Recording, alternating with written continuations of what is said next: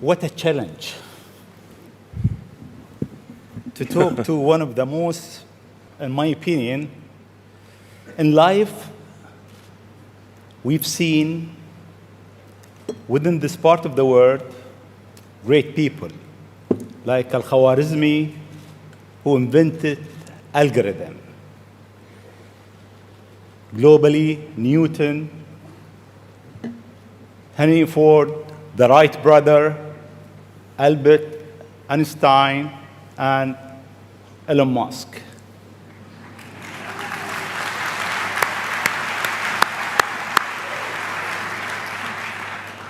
It seems you are in rush. You want to go to places that nobody been. You are reinventing a certain industry, from the rocket industry with SpaceX to the car industry with Tesla. What's your mission life? Why you do whatever you do?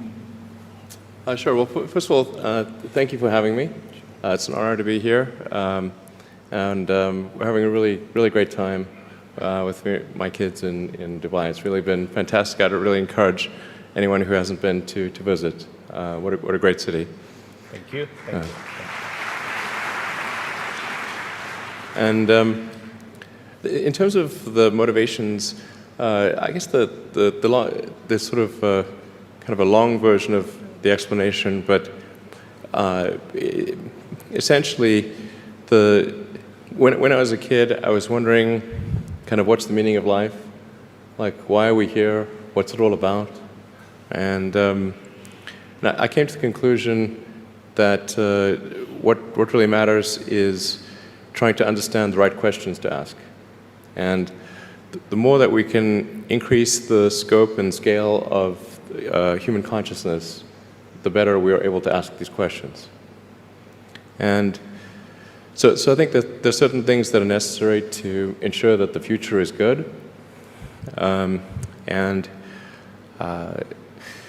some of those things are, in the long term, having long-term sustainable transport and sustainable energy generation, and to be a space-faring civilization, and for humanity to be out there among the stars and be a multi-planetary species. I mean, I think being a multi-planet species and being out there among the stars is important for the long-term survival of humanity. And that's one reason, kind of like life insurance for life collectively, life as we know it. But then the part that I find personally most motivating is that it creates a sense of adventure, and it makes people excited about the future. If you consider two futures, one where we are forever confined to Earth until eventually something terrible happens, or another future where we are out there on many planets, maybe even going beyond the solar system, I think that second version is incredibly exciting and inspiring, and there need to be reasons to get up in the morning. Life can't just be about solving problems. Otherwise, what's the point? There's got to be things that people find inspiring and make life worth living. So what is life for you? I mean, you look at our life, and I heard you before speaking. Is it a dream? Is it a real? Is it a million D? What is life for Elon Musk? I find as I get older, I find that question to be maybe more and more confusing or troubling or uncertain. I think particularly when you see the advancement of something like video games, like say 40 years ago, you had video games. The most advanced video game would be like Pong, where you had like two rectangles and a dot. Like batting it back and forth. I played it. Oh yeah, like me too, exactly. I played all. Pong. Exactly. It sort of dates you a little bit, but yeah, we both played the same game, and that was like, wow, that was a pretty fun game at the time. But now you can see a video game that's photorealistic, almost photorealistic, and millions of people playing simultaneously, and you see where things are going with virtual reality. and augmented reality. And if you extrapolate that out into the future with any rate of progress at all, like even 0.1% or something like that a year, then eventually those games will be indistinguishable from reality. They'll be so realistic, you will not be able to tell the difference between that game and the reality as we know it. And then it seems like, well, how do we know that that didn't happen in the past and that we're not in one of those games ourselves? Interesting. Interesting. I mean, could be. Everything is possible in life. I mean, there's, like, I mean, yeah, particularly like things seem to be accelerating to something. Isn't it? I mean, if we look at our life, it seems in the past 100 years, life been accelerating quite fast. Yeah. In the past 20, It's much getting faster. Faster and faster. Is it more slow? So my question is really, how life will be in Earth 20, 30, 50 years from now? Our education, our transport. How do you see it? Well, I think this is one of those things that's quite difficult to predict. When you think of, say, I mean, the first controlled powered flight was 1903 with the Wright brothers. And then 66 years later, we put the first people on the moon. I mean, that, if you'd ask people, say in 1900, what are the odds of, man landing on the moon, they would have said that's ridiculous. And if you try to talk to them about the internet, they would not even know what the heck what are you even talking about? Like, this sounds so crazy. But today, with a $100 device, you can video conference with anyone in the world, on the other side of the world. And if you have a Wi-Fi connection, it's basically free. Free to have an instant visual communication with anyone, or even with millions of people. With social media, you can communicate to millions of people simultaneously. So, you can Google something and ask any question. It's like an oracle of wisdom that you can ask almost any question and get an instant response. It would have been incredibly difficult to predict these things in the past, even the relatively recent past. So, I think the one thing that we can be quite certain of is that any predictions we make today for what the future will be like in 50 years will be wrong. Okay. That's for sure. I mean, I think directionally, I can tell you what I hope the future has, as opposed to maybe what it will be, because this may just be wishful thinking. I mean, I hope we are out there on Mars and maybe beyond Mars, the moons of Jupiter. I hope we're traveling frequently throughout the solar system, perhaps preparing for missions to nearby star systems. I think all of this is possible within 50 years. And I think that would be very exciting to do that. And I think we'll see autonomy and artificial intelligence advance tremendously. I think that's actually quite near term. My guess is in probably 10 years, it will be very unusual for cars to be built that are not fully autonomous. 10 years. 10 years from now. Yeah. I think almost all cars built will be capable of full autonomy in about 10 years. As it is, the Tesla cars that are made today have the sensor system necessary for full autonomy, and we think probably enough compute power to be safer than a person. So it's mostly just a question of developing the software and uploading the software. And if it turns out that the compute power, that more compute power is needed, we can easily upgrade the computer. And so that's all Teslas built since October of last year. And other manufacturers will follow and do the same thing. So getting in a car will be like getting in an elevator. You just tell it where you want to go, and it takes you there with extreme levels of safety. And that'll be normal. It'll just be normal. Like for elevators, there used to be elevator operators. You get in, there'd be a guy moving a lever. Now you just get in, you press the button, and that's taken for granted. So autonomy will be widespread. I think one of the most troubling questions is artificial intelligence. And I don't mean narrow AI, like vehicle autonomy I would put in the narrow AI class. It's narrowly trying to achieve a certain function. But deep artificial intelligence, or what is sometimes called artificial general intelligence, where you could have AI that is much smarter than the smartest human on Earth. This, I think, is a dangerous situation. Why it is dangerous? I mean, there is two views. One view is artificial intelligence will help humanity. There is another school of thought is artificial intelligence is a threat to humanity. Why is it? Well, I think it's both. It's like one way to think of it is imagine we were going to be visited. Imagine you're very confident that we were going to be visited by super intelligent aliens in, let's say, 10 years or 20 years at the most. Super intelligent. So you think within 20 years yes, we'll have alien in Earth? Well, digital superintelligence will be like an alien. It will be like an alien. Yeah. But my question is, do you think there is other intelligent life outside the Earth?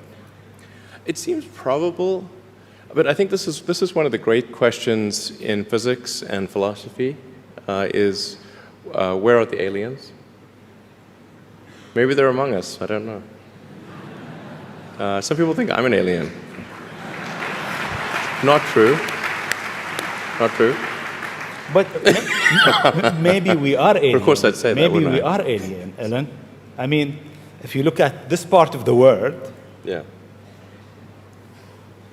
they believe that human beings are not from Earth. They came from somewhere else. Eve Maybe. and Adam came from somewhere else to Earth. So in a way, human being alien to this land. Do you think we'll make contact with alien within the next 50 years? Well, that's a really tough one to say. I mean, if there are super intelligent aliens out there, they're probably already observing us. That would seem quite likely, and we just are not smart enough to realize it. But I can do some back-of-the-envelope calculations, and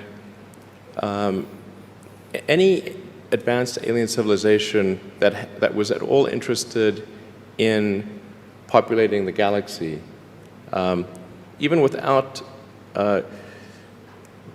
exceeding the speed of light, even if you're only moving at, say, 10 or 20% of the speed of light, you could populate the entire galaxy in, let's say, 10 million years. Maybe 20 million years max. This is nothing, in the grand scheme of things. Once you said you want to die on Mars, why? I don't, to be clear, I don't want to die on Mars. It's like, we're all going to die someday. And if you're going to pick some place to die, then why not Mars? Okay. If we're born on Earth, why not die on Mars? Seems like maybe it'd be kind of exciting. But so I think, given the choice of dying on Earth or dying on Mars, I'd say, yeah, sure, I'll die on Mars. But it's not some kind of Mars death wish.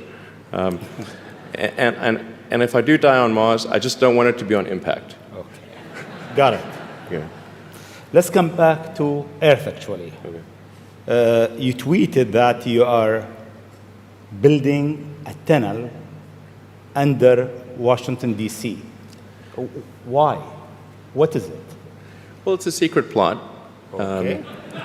just between us. Okay. Nobody heard you? Yeah, exactly. Please keep that secret. I think this is going to sound a little. It seems like somewhat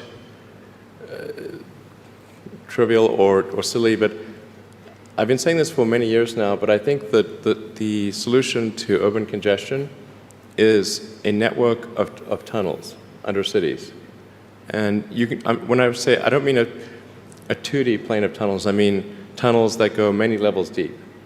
So you can always go deeper than you can go up. Like the deepest mines are taller than the tallest buildings.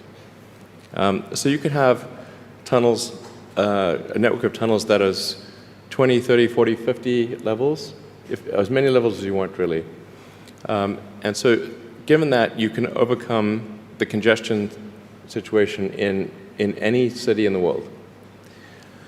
The challenge is just figuring out how do you build tunnels quickly and at low cost and with high safety.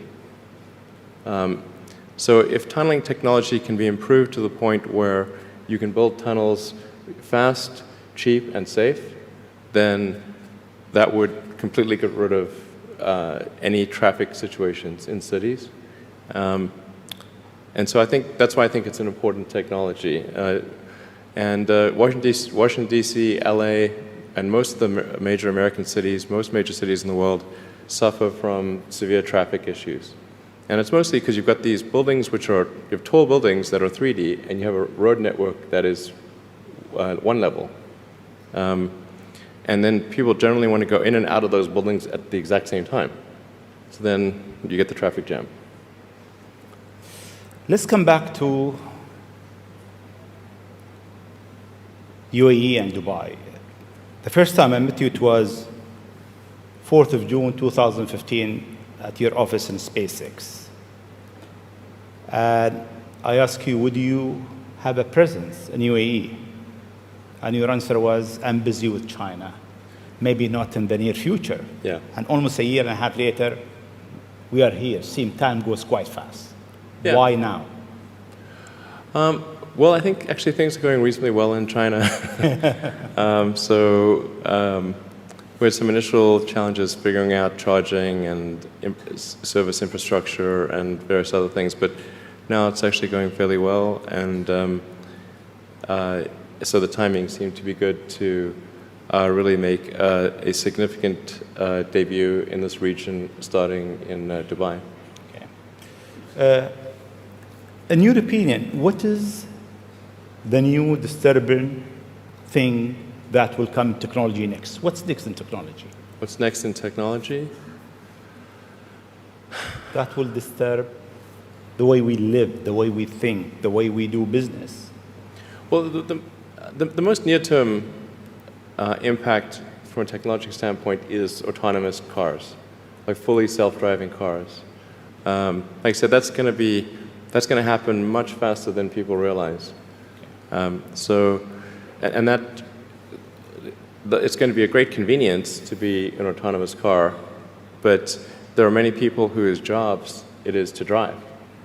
So in fact, I think it might be the single largest employer of people is driving in various forms.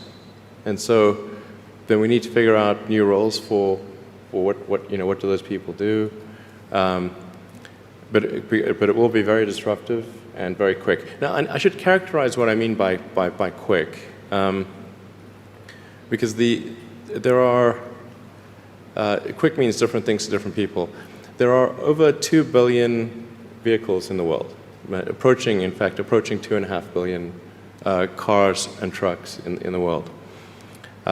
The total new vehicle production capacity is about 100 million. Which makes sense because the life of a car or truck before it's finally scrapped is about 20, 25 years.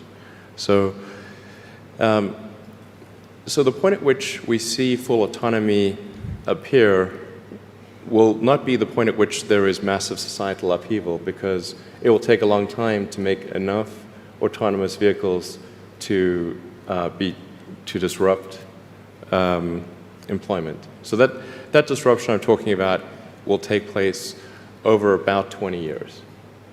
But still, 20 years is a short period of time to have, I think, something like 12 to 15% of the workforce be unemployed.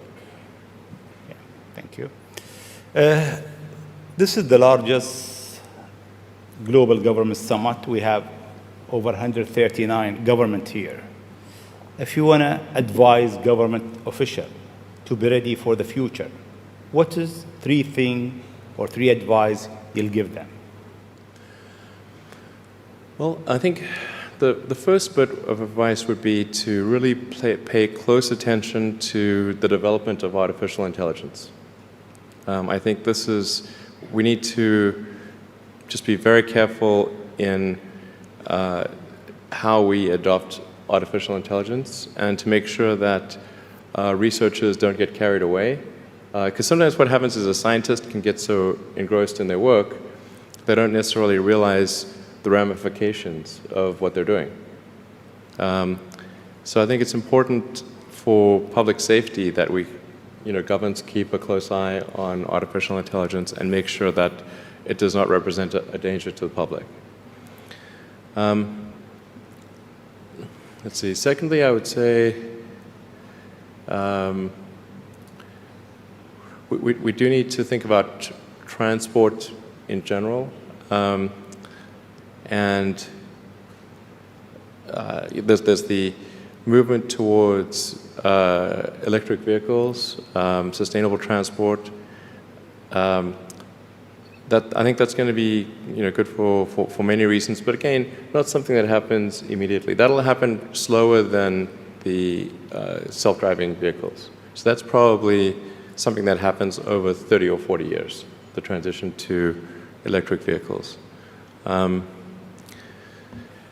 So thinking about that in context, the demand for electricity will increase dramatically. So currently, in terms of total energy usage in the world, it's about 1/3 electricity, about 1/3 transport, about 1/3 heating. So over time, that will transition to almost all, not all, but predominantly electricity, which means that the demand for electricity will probably triple. So it's going to be very important to think about how do you make so much more electricity.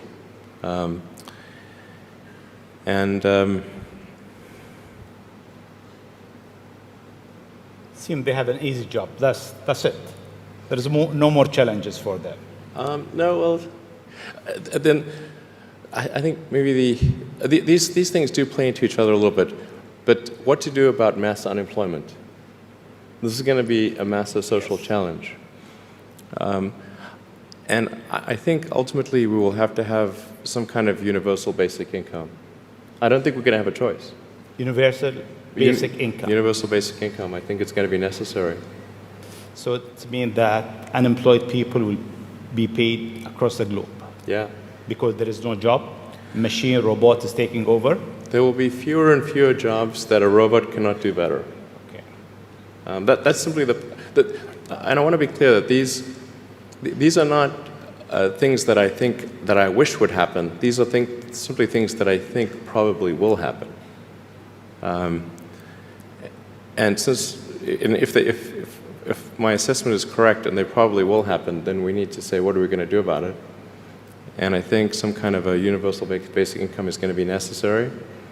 Now, the output of goods and services will be extremely high. So with automation, there will come abundance. There will be almost everything will get very cheap.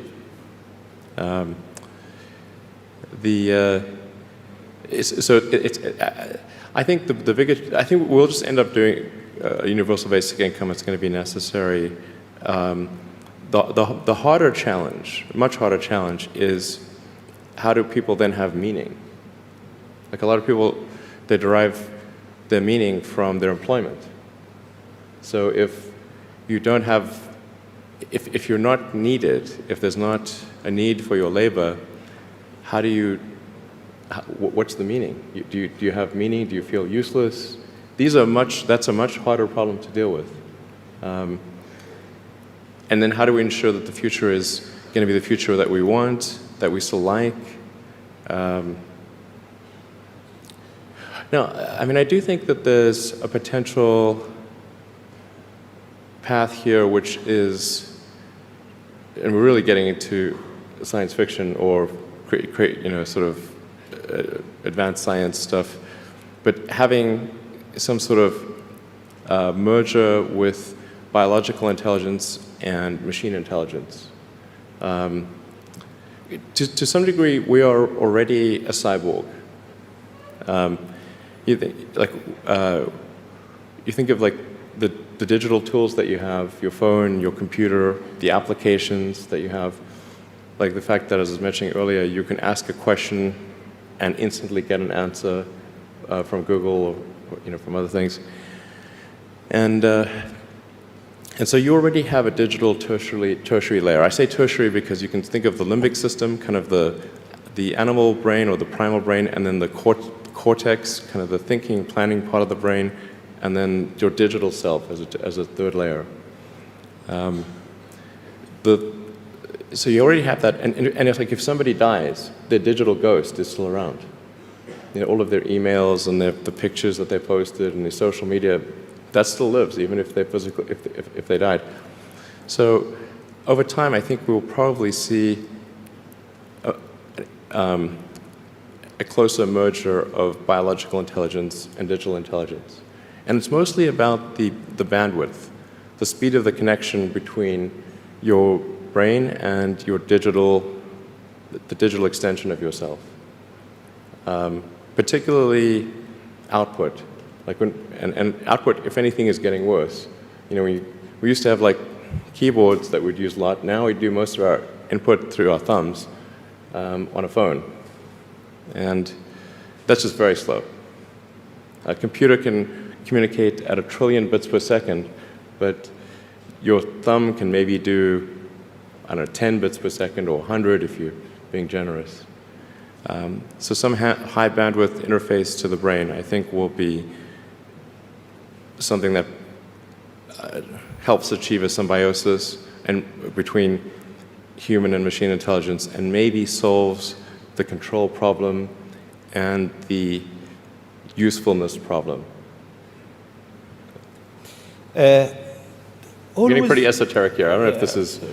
It's close. Okay. We got it. Always you think out of the box. Your idea is so huge. You want to go to space. You decided to go to space. You did it. You decided that you want to land your rocket back. You failed 7 times, 8 times. Yeah, something like that. Then it landed more times than I care to count. Yeah. How do you come with this idea, actually? Sometimes they're pushing the human limit. You are always pushing the human limit. Why? Well, I think about what technology solution is necessary in order to achieve the particular goal, and then try to make as much progress in that direction as possible. So in the case of spaceflight, the critical breakthrough that's necessary in spaceflight is rapid and complete reusability of rockets, just as we have for aircraft. You can imagine that if an aircraft was single use, almost no one would fly.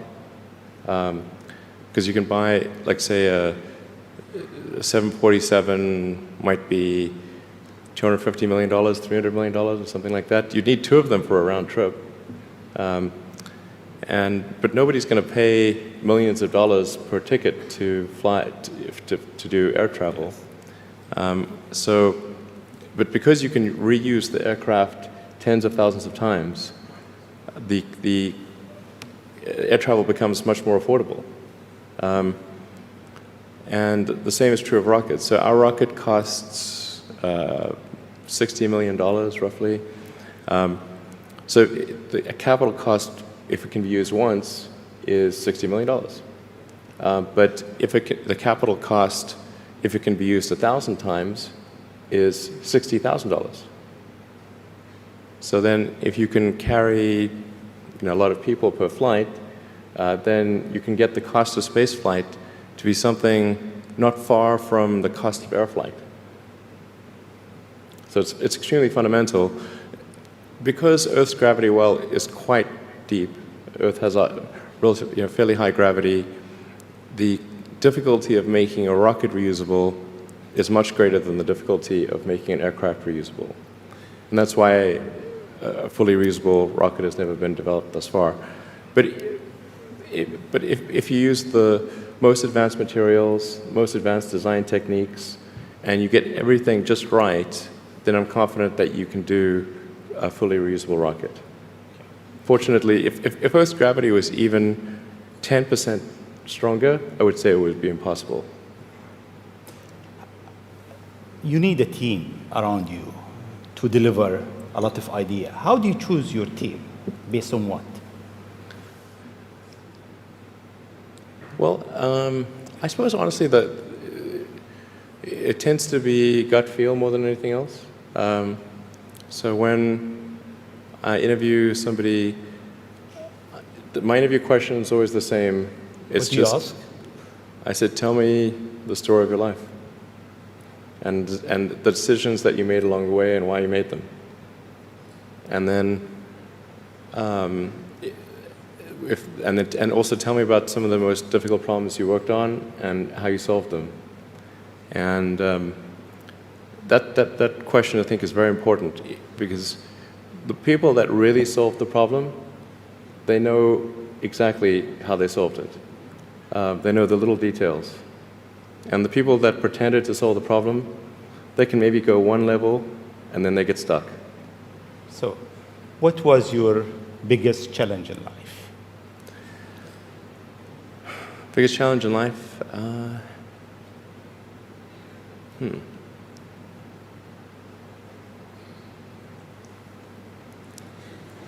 No challenge. Well, no, there's a lot of them. I'm trying to decide which is which is the worst. I think just thinking about how to spend time. One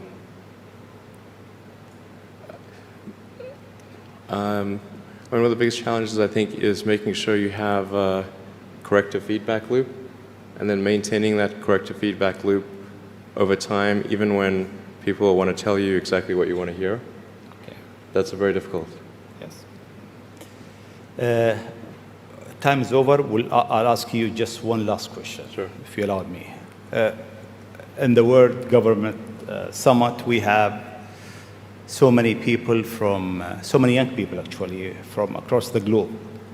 If you have an advice to them, young people globally who want to be like Elon Musk, what's your advice to them? I think that probably they shouldn't want to be. You? I think it sounds better than it is. Okay. Yeah, it's not as much fun being me as you'd think. I don't know. You don't think so? No. There's definitely, it could be worse for sure, but it's, I'm not sure I'm not sure I want to be me. Okay. But if, you know, I think advice, I mean, if you want to make progress in things, I think that the best analytical framework for understanding the future is physics. I'd recommend studying the thinking process around physics, like not the equations. I mean, the equations certainly they're helpful, but the way of thinking in physics is it's the best framework for understanding things that are counterintuitive. And you know, always taking the position that you're to some degree wrong, and your goal is to be less wrong over time. One of the biggest mistakes people generally make, and I'm guilty of it too, is wishful thinking. You know, like you want something to be true, even if it isn't true.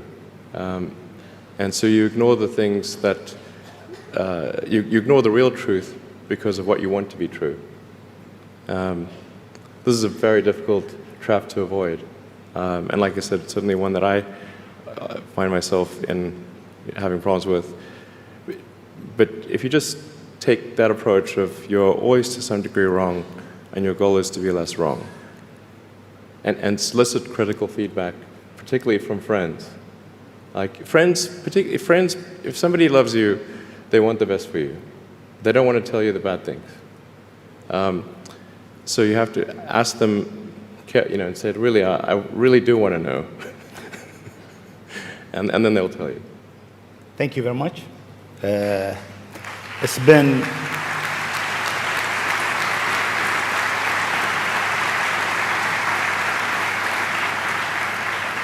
It is great for the World Government Summit to have a legend who's creating the future for humanity to share his thought, his idea, his vision, his challenges, and his hope for life. Thank you very much. Thanks for having me.